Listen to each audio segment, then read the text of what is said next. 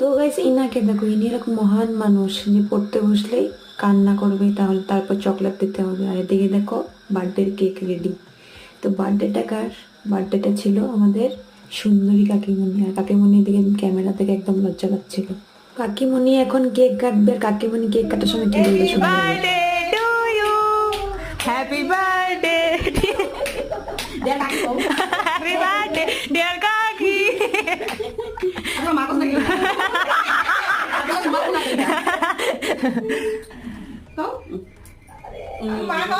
কাকিমণি হয়তো অনেক দুঃখ পেয়েছিল মনে, আমরা না বলাতে, তাই না কাকিমণি?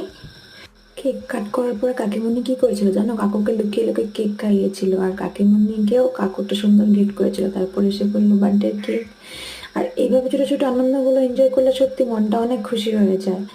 আর কাকিমণিকে তোমরা সবাই হ্যাপি বার্থডে বলে দিও। আর তোমাদের যদি এরকম ভিডিও ভালো লাগে তো সাবস্ক্রাইব করতে ভুলো